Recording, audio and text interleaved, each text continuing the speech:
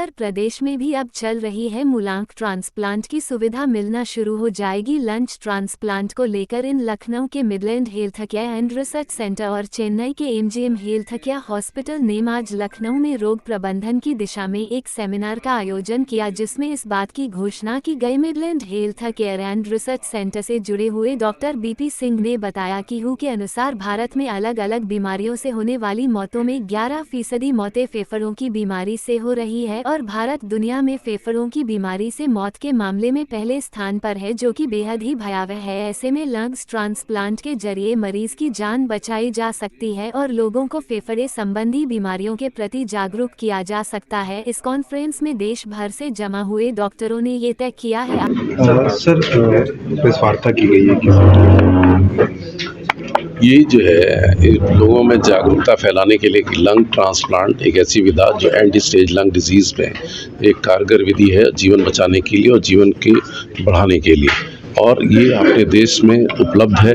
इसका मतलब successful treatment available है। जिस तरह इसके लिए एमजीएम हॉस्पिटल चेन्नई से हमारे पास स्पेशलिस्ट आए हैं, जो डॉक्टर अपार जिंदल साहब, डॉक्टर KR बालाकृष्णन और डॉक्टर दीपिका रामचंद्रन, जो इसके बारे में चर्चा करेंगे कि इस विधा को कैसे इस्तेमाल कर सकते हैं लोगों की ज़िंदगी बचाने के लिए। सर, ज़्यादातर लोग अवेयर नहीं होते हैं, उनको सावधानियाँ नहीं बरतते हैं। क्या क्या सावधानियाँ होनी चाहिए? दरअसल लंग बेसिकली जो फेफड़े की बीमारियां हैं, स्पेशली जैसे कि मैंने बताया कि ग्लोबल बर्डन ऑफ डिजीज़ कहता है कि इस देश में लगभग 9.3 करोड़ लोगों को सांस की बीमारियां हैं और उसमें से बहुत सारे लोगों को एंड स्टेज लंग डिजीज़ हो जाती है, जो लंग की बीमारी है जो अंतिम अवस्था में पहुंच जाती है। तो इसमें जो सावधानी की बात आप कर रहे हैं वो ये है कि जो COPD है वो स्मोकिंग से सबसे ज़्यादा हो जाती है, तो धूम्रपान करना मतलब बंद कर दें लोग अगर कर रहे हैं, या उससे बचें। दूसरा ये है कि वातावरण का प्रदूषण भी इन बीमारियों को बढ़ाता है, तो वातावरण के प्रदूषण को कम करने की ज़रूरत है। साथ में इन बीमारियों के हो जाने पर उसका सही इलाज करने की आवश्यकता है, ताकि इन बीमारियों को बढ़ने से रोका जा सके। और बीमारी अगर बढ़ जाती है किसी मरीज में तो उसका समाधान संभव है। इस तरीके से जैसे कि लंग ट्रांसप्लांट आज जिसके बारे में हम लोग बात कर रहे हैं, ये एक बहुत ही एंड स्टेज डिजीज़ का एक बहुत ही कारगर इलाज है जो कि इस देश में भी उपलब्ध है।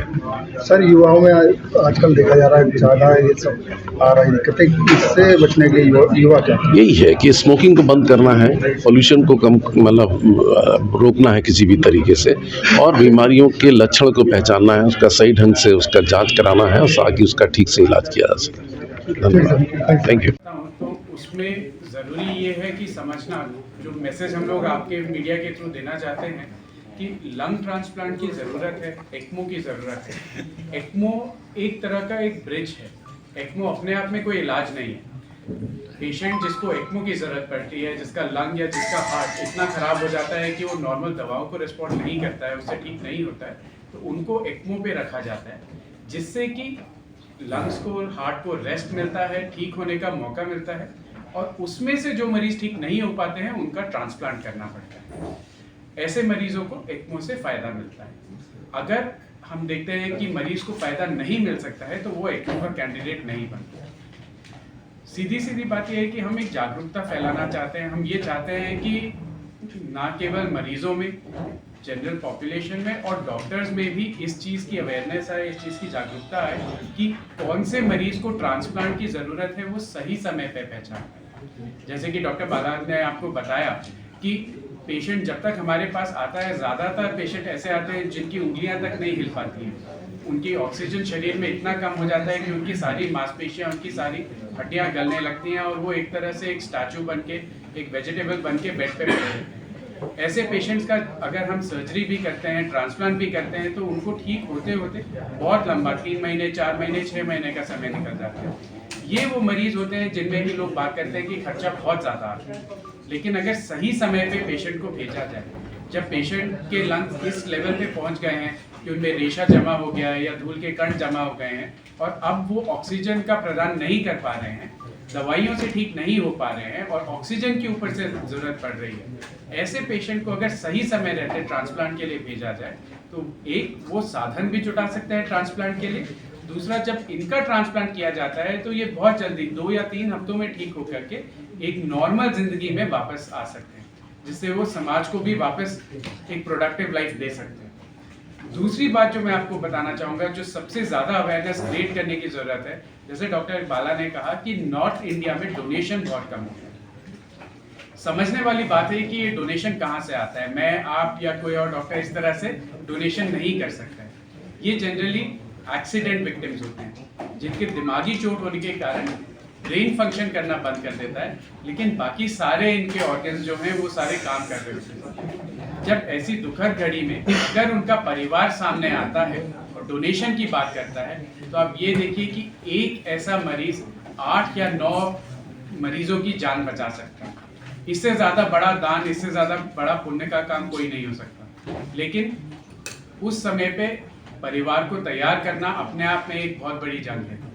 ट्रांसप्लांट कोऑर्डिनेटर्स हैं और अब हम लोग कोशिश कर रहे हैं कि नॉर्थ में भी हर हॉस्पिटल में ये ट्रांसप्लांट कोऑर्डिनेटर्स अवेलेबल हों। ये भी एक ऑपरेशन चलाया है जिसपे कि सरकार हमारी मदद भी कर रही है कि ये सारे ट्रांसप्लांट कोऑर्डिनेटर्स लोगों को समझाएं, उनको डोनेशन देने के ऐसे क्रॉप करके बना लीजिए। The concept of transplant around 15-20 years back, there was not much awareness of it. Okay?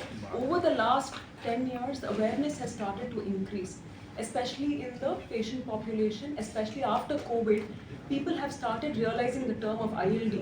So they have started realizing what are the symptoms of, developing a lung disease. Your cough, सांस लेने में दिक्कत और बुखार आ जाता है, bathroom भी नहीं जा सकते हैं. So all these things have led the patient to realize the importance of coming to the physician at the right time to seek a consultation. So it is our job to refer the patients at the right time for the right procedure. So I think everyone should be aware that if you are having prolonged symptoms for more than a month, cough for more than a month, shortness of breath, सांस लेने में दिक्कत जो होता है, खांसी जो होता है, 2 हफ्ते या 3 हफ्ते से ज़्यादा होता है, तो आपको डॉक्टर के पास जाना पड़ेगा. और when we are diagnosing that as ILD or chronic bronchiectasis and end stage lung disease जो ऑक्सीजन पे डिपेंड हो जाते हैं, उन लोगों को हमको ट्रांसप्लांट के लिए रेफर करना पड़ेगा. And the medications and surgical techniques have improved over the last 15 years that all the patients have started to benefit from this procedure. हमने तकरीबन 106 ट्रांसप्लांट किए हार्ट और लंग को मिला के, और ऑन एन एवरेज हम एक महीने में 10 से 12 ट्रांसप्लांट करते हैं. और लंग ट्रांसप्लांट शुरू किया 2012 में, और धीरे धीरे उसके लिए भी थोड़ा एक्सपीरियंस की ज़रूरत है. आजकल रिज़ल्ट तरह से बहुत अच्छा है. और आपने पूछा इसके खर्चे के बारे में, बहुत अहम सवाल है ये, और इसका जवाब मैं ऐसे देना चाहता हूँ कि डॉक्टर साहब ने जैसे कहा उसका खर्चा ज़्यादा है, मगर 2 चीज़ आपको याद रखना चाहिए. पहली बात तो ये है कि जिस वक्त पेशेंट को लंग ट्रांसप्लांट की ज़रूरत पड़ती है, ही और शी इज़ ए क्रिपल, वो ना चल सकते हैं, ना बाथरूम तक भी नहीं जा सकते, 24 घंटे ऑक्सीजन लगना पड़ता है, और उसका भी इलाज है, उसका भी खर्चा है, दवाई लेना पड़ता है, बार बार हॉस्पिटल जाना पड़ता है. दूसरी बात यह है कि हमारे स्टेट में, तमिलनाडु में, लंग ट्रांसप्लांट के लिए जो बिलो पॉवर्टी लाइन है उनको 25 लाख मिलता है. सो उनके लिए टोटली फ्री है.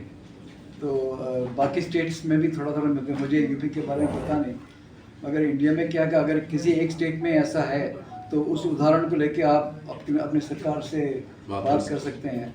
और हमारा कोशिश ये है कि हम जो सेंट्रल गवर्नमेंट का जो आयुष्मान भारत स्कीम है उसमें भी हम कोशिश कर रहे हैं कि हार्ट एंड लंग ट्रांसप्लांट को रिएम्बर्समेंट के करें. और जब ये इंडिया में हर साल हम कह रहे हैं तरक्की हो रही है, we are 3rd 4th biggest economy, उसका मतलब है आम आदमी को भी उसका फ़ायदा पहुंचना चाहिए.